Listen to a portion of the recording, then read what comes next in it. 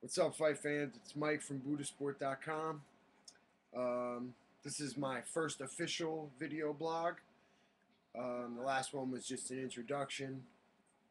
The first video blog here is going to be about the predictions for the Strikeforce card, Strikeforce M-1 Global card coming up on Showtime on Saturday night. I'm not going to get so much into the preliminary card. I'm just going to kind of go over the 5 main card fights. Got to give M1 Global and Strikeforce a lot of credit here. They put a real nice card on. I'm excited about a lot of these fights, and I'm looking forward to it. The first fight is Tarek Seferdine against Scott Smith. Now, a lot of people don't know a lot about Seferdine, but he is a really tough guy. He has wins over Brock Larson most recently. Some other tough guys. He's fought in Dream. He's fought in Strikeforce Challenger Series. He only has 2 losses. Both of them are by decision, so he's never been finished either way. And one of them is to Tyron Woodley, who is an undefeated fighter and a very tough up-and-comer. So Seferdin's a real tough guy, and I think Smith's going to have his hands full. Now, Smith, on the other hand, is a very popular fighter amongst the MMA fans because of his style of fighting. He's a very exciting fighter. He always goes for the finish. He likes to stand and bang, and he's been known to have a good chin. With that being said, his last 2 fights, he has been brutally KO'd, especially by Paul Daly. Really put his lights out in his last fight, which worries me when a guy's aging and starts to lose by, TKO or KO.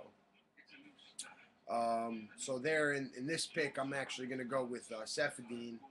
Maybe by submission. I'm thinking maybe he'll catch him with something, stand and hurt him. And Smith has been submitted quite a few times also in his career. So I'm going to go with Seferdine, maybe in an upset to a lot of you, over Scott Smith in the first fight. The second fight we got is Tyron Woodley against Paul Daly, which in my opinion, this should be for the vacant welterweight title. These are, I believe, the 2 best welterweights that on the Strikeforce roster, and I don't really know what they're waiting for to make a title fight in that division. With that being said, Daly is top 10, maybe 12 welterweights in the world in most rankings. But in my opinion, I think Woodley's going to be too much for him. I think he's a very fast, up-and-coming star in the division. And I think he might win this fight with control. I think you're going to see him pressing Daly up against the cage a lot, taking him down, controlling him on top. I think it's going to be very similar to what Josh Koscheck did to Paul Daly. But that's if Woodley's smart, and I do believe Woodley's a smart fighter. Obviously, you don't become 10-0 by not being smart. So I'm looking for that. It might not be the most exciting thing, but that's probably what's going to happen. Daly fighting off of his back and trying to get up, and that he's shown that strong wrestlers can give him a hard time, and Woodley's a very strong wrestler. So I'm going to go with Woodley by unanimous decision, probably winning all 3 rounds, 30-27. That might be another upset pick to a lot of you, but I'm going with. And the third fight on the card is Timmy Kennedy versus Robbie Lawler. Lawler is another guy very well known because he's a banger. He throws bombs, very, very heavy hands. Tough guy, Kennedy also, who in my opinion is one of the most underrated fighters in all of MMA. He only has 3 losses, one being to... No, none of them were also stoppages either. He's never been stopped. He has a TKO loss to Scott Smith, but that's because of a cut. So I don't consider that a stoppage loss. And obviously, I think he's a much better fighter than Scott Smith. And Robbie Lawler. Kennedy also, in the same token, is a strong wrestler, well-rounded fighter, and I look for this to be a similar fight to the Woodley-Daly fight. I look for Kennedy to control the fight with his wrestling, putting him up against the cage, taking him down, just standing with him enough, picking his spots to stand, but really looking to control him by taking him to the ground. But I don't know if this is going to go to a decision because Kennedy has submitted some tough opponents, and I believe his jiu-jitsu is good enough to submit Robbie Lawler. Maybe not. It could be a decision, but I'm going to go with Timmy Kennedy by a submission. Maybe a rear naked choke or a guillotine or something along those lines. That could also be an upset to a lot of you out there also. But so far I'm going with Seferdine by submission, Woodley by decision, and Kennedy by submission. Could definitely be a decision also, but I do believe he'll win that fight. The fourth fight, the co-main event of the evening, is the women's title fight between Marlis Conan and Miesha Tate. Obviously, Miesha Tate's a very popular fighter because of she's a great fighter. She's an awesome fighter, but she's she's a very attractive woman.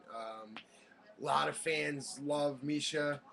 I like her. She's very tough. She's a very good fighter. She trains at a marquee camp with Team Alpha Male and Uriah Faber and Chad Mendez. And I know a lot of people are going to be pulling for her, but I just see Conan being a little too much for her in this fight. She's very, very, very tough. She finished Sarah Kaufman. She's finished numerous opponents. Been in there with the best women in the world. She's fought Cyborg. Obviously, she lost that fight, but Cyborg is on another level than women's MMA. So my pick's gonna be Conan in that one. Probably I'll finish, maybe a submission. So that would be my pick. I'd go with Conan by a submission. I don't see them being able to go 5 rounds, but I guess it could. But you never know. And the main event of the evening, a fight that I am just so excited about. Everybody's got to be excited about it. Two of the top 5 probably greatest fighters in the history of MMA, with Fedor fighting Dan Henderson. Now, 5 years ago, this fight would have been, Fedor would have been a lock, because he would have been the greatest. And then it would have been just a bigger buzz, or a bigger buzz, rather. People would have been more excited about it. But at this point in time, I think it's very significant that these two are fighting at this time, because who's kind of going to stay relevant? I know Henderson has the light heavyweight title, but the kind of a weak division at Strikeforce, the 205 division. Overall, they have a handful of guys that are tough, but a loss here can really put one of these guys, into close to retirement possibly. And I don't know how true it is, but it's been reported that the loser could possibly be fired by Zuffa. So I mean, that doesn't make a whole lot of sense to me, but that's some of the reports. But a lot of people think Fedor's done. I think those people are absolutely crazy. If you look at Fedor's last 2 losses, he got caught in Werdum's guard. Fedor always played to somebody else's strengths. He never worried about it. He went into the guard, got a little overconfident, got put in a triangle. It could happen to anybody. He's human. In his last fight, he just fought a behemoth of a man, a guy who cuts to 265 to fight at heavyweight, in Antonio Silva. And Fedor showed tons of heart in that fight, still showed a lot of his skills. I still think he's plenty relevant. I think he got outsized in that fight more than anything else. So a lot of the people who think Fedor's done, I could just be a fan. That could be my heart talking, because I don't want Fedor to be done. But in my opinion, he didn't show. I mean, he still has a good chin. He still has a ton of heart. So I just see him being so relevant in the MMA world. And in this fight, that's not going to be a factor. He's going to be the bigger guy. So I don't see Henderson. That's not going to work with Fedor. Henderson's not really going to be able to take him down or toss him around. And Fedor's too good a fighter just to look for that one big bomb. So obviously, if Henderson does land that punch, anybody could go out. But you know, I don't know. Sometimes I don't think Fedor's human, especially after we've seen things like the Randall Plex and things like that. So that's interesting to see how that's going to go. But in my opinion, I see Fedor controlling the pace of the fight. I think overall his stand-up may be a little better. You know, I don't think he's going to circle towards Henderson's strong hand. I think he's a smarter fighter than that. He's going to stay away from that big bomb.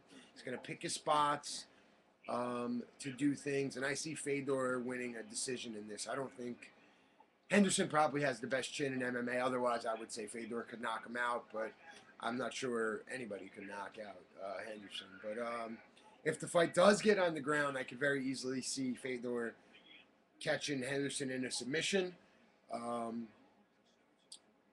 But who knows if the fight will get to the ground, if Fedor will be able to get him there or not. But I do think he'll control the pace of the fight, and I'm really looking forward to it. So those are my picks. I'm going to go with Fedor by unanimous decision, Conan by submission, Kennedy by submission, Woodley by decision, unanimous decision, and Seferdine by decision. I'm sorry, by submission. So those are my 5 picks for the Strikeforce M1 Global card. Thank you for watching. Any comments are always welcome. Again, follow me on Twitter at BuddhasportMMA. And check us out on Buddhasport.com. One of the best MMA websites. I know you guys will enjoy it. Thanks a lot for your time.